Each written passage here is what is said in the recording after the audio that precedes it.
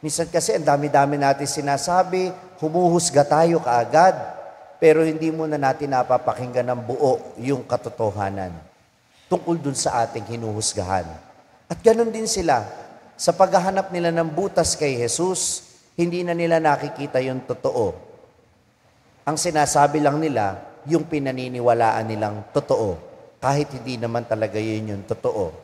Ilan ang tenga ninyo? Pakibilang nga, pakicheck. Ilan ang tenga nyo? 2. Ilan ang bibig ninyo? Ilang beses dapat makinig? Ilang beses dapat magsalita? 1 lang. Ibig sabihin, siguraduhin mo sa susunod na pagkakataon na bago ka magsalita, nakinig ka muna ng mabuti.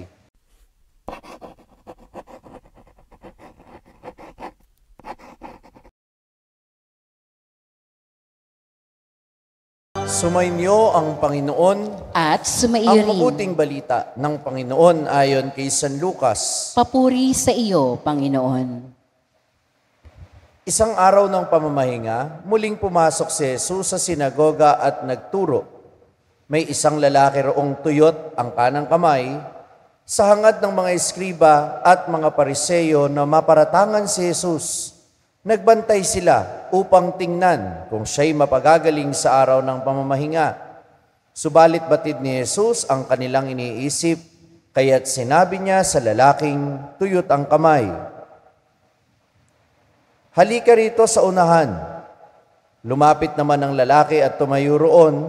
Sinabi ni Jesus sa kanila, "Tatanungin ko kayo, alin ba ayon sa kautusan, ang gumawa ng mabuti o ang gumawa ng masama sa araw ng pamamahinga?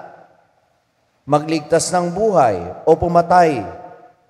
Tiningnan ni Jesus ang mga nasa palibot niya at sinabi sa lalaki, "Iunat mo ang iyong kamay." Iniunat nga niya ang kanyang kamay at ito'y gumaling. Nagngingit-ngit sa galit ang mga eskriba at mga pariseyo at pinag-usapan nila kung ano ang dapat gawin kay Jesus. Ang mabuting balita ng Panginoon. Pinupuri ka namin, Panginoong Hesukristo. Magsiupo. Magandang umaga po sa inyong lahat. Magandang umaga po. Kamakailan, naging napakainit ng usapin tungkol sa divorce dahil sa pagpasa ng Absolute Divorce Bill sa ating Kongreso.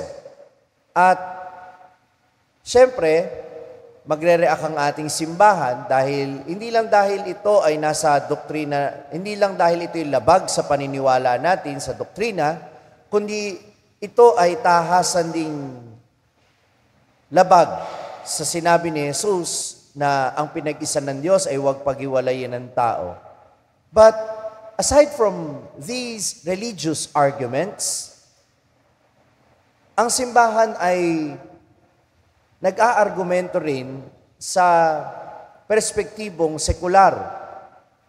Ang tinutukoy ko dito ay yung mga pag-aaral na isinagawa sa ibang bansa na nagpapakita na talagang marunong ang Diyos. Dahil hindi maganda yung nagiging epekto ng divorce sa mga mag-asawa, sa buong pamilya, at sa buong pamayanan. Hindi na po galing sa Bible yan, galing na yan sa karanasan ng mga pamilya kung saan sa mga bansa na ang divorce ay legal na. At ito yung nagpapakita sa atin, minamahal kong mga kapatid, na ang panuntunan ng Panginoon ay palaging pabor sa tao. Kaya sa Ebanghelyo natin ngayon, ipinapakita sa atin ni Jesus at initunuturo niya sa mga Pariseyo na ang Sabat ay hindi itinakda ng Panginoon para pahirapan ang tao. Ang Sabat o ang araw ng pamamahinga ay itinalaga ng Panginoon upang ang tao ay magkaroon ng paghilom. The day of rest is always a day of healing. Dahil kapag nagpapahinga ang tao, kung paano kayo pag nagkakasakit kayo, di ba? Ano ang gamot maliban sa mga iniinom natin? Pahinga. Kaya nga araw ng pamamahinga, araw ng papanubalik ng ating lakas, At ito ay araw ng paghihilom, hindi lamang ng ating katawan, pagkapanumbalik ng ating lakas, kundi ito ay pagkakataon din para manumbalik ang ating ugnayan sa Panginoon. The day of rest should be dedicated in our relationship with God, healing ourselves, healing our relationships with one another and with God. Kaya sa atin, kapag araw ng pamamahinga, at ito yung araw ng linggo, family day din yan. Araw din yan para makipag-meet sa mga kaibigan because it also heals our relationship.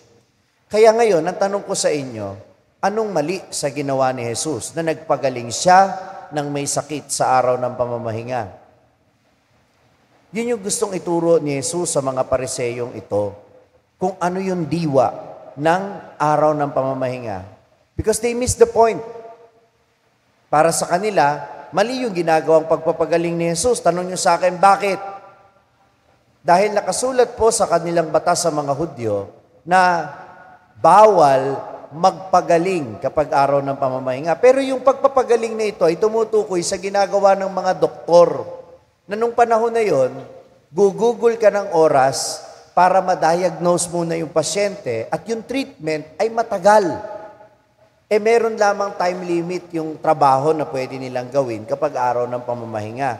Kaya ang pinagbabawal, yung medical procedure, hindi yung healing na nanggagaling sa kapangyarihan ng Diyos. Kaya, they miss the point. At alam ninyo, kuminsan ganyan din tayo kapag hindi tayo marunong makinig. Kahapon, yung ebanghelyo, pinagaling ni Jesus yung bingi at saka yung utal. Isang tao lang yun. At mapapansin ninyo, ang unang pinagaling ni Jesus ay yung tenga bago niya pagalingin yung bibig. Kasi yun ang kailangan ng tao Matuto tayong makinig. Minsan kasi ang dami-dami natin sinasabi, humuhusga tayo kaagad, pero hindi muna natin napapakinggan ng buo yung katotohanan tungkol dun sa ating hinuhusgahan. At ganun din sila. Sa paghahanap nila ng butas kay Jesus, hindi na nila nakikita yung totoo. Ang sinasabi lang nila, yung pinaniniwalaan nilang totoo, kahit hindi naman talaga yun yung totoo. Ilan ang tenga ninyo? Pakibilang nga, pakicheck. Ilan ang tenga nyo? 2. Ilan ang bibig ninyo? Ilang beses dapat makinig? Ilang beses dapat magsalita? 1 lang. Ibig sabihin, siguraduhin mo sa susunod na pagkakataon na bago ka magsalita, nakinig ka muna ng mabuti. At ito, yung isang magandang naituro ni Jesus sa mga pariseyong ito. They miss the point because they don't listen. They just say what they want to say. Si San Pedro Claver na ating pinagdiriwang ngayon, hindi lang nagsalita, kundi natutong makinig sa pangangailangan ng mga dukha. Sa loob ng 38 years, naglingkod siya bilang sa mga pangangailangan ng mga African slaves nung panahon na binebenta ang tao para maging alipin. Naglingkod siya sa kanila at maraming na-convert sa ating pananampalataya. Marami siyang karapatang pantao na pinagtanggol sapagkat ito naman talaga yung gusto ng Panginoon yung kapakanan ng tao. Yung mga batas ay inilagay niya hindi para ipahamak tayo o pahirapan tayo, kundi para sa kapakanan ng lahat. Kaya sana, ganun din ang isip natin. Makinig tayo sa ating kapwa at palagi nating isipin ang kanilang kapakanan. At tulad ng ginawa ni Jesus, kahit araw ng pamamahinga, ito ay gugulin natin para makatulong sa ating kapwa at maging bahagi ng paghihilom nila. Amen. San Pedro Claver, ipanalangin mo kami. Mula sa makasaysayang simbahan ng Baraswain, binabati ko kayong lahat at nagpapasalamat ako sa patuloy ninyong pagsuporta sa aking social media ministry, ang Sa Madaling Sabi. Ang aking mga pagninilay araw-araw ay maaari din po ninyong marinig sa #1 Catholic prayer app sa buong mundo, ang Hallow app. Alam nyo ba na maaari din ninyo itong i-download ng libre sa inyong Google Play Store at Apple App Store para manatili kayong updated sa mga pagninilay sa Ebanghelyo araw-araw. Gayun din naman, huwag niyong kalimutan na i-like at mag-subscribe sa aking social media platforms na makikita po ninyo dito sa ating screen para manatili kayong updated sa mga bagong contents. Maririnig din ninyo ang aking podcast sa Spotify. Naglalabas po ako ng content every Thursday at yan po ang Sabihin Mo sa Akin. Kung na-inspire at na-bless ka ng reflection na ito, huwag mo sanang kalimutan na i-share din ito sa mga kapamilya o kaibigan mo na nangangailangang marinig din ang mensaheng ito. Ako po si Father Franz Dizon, ang content creator ng Sa Madaling Sabi, sharing the message of salvation. Hanggang sa muli.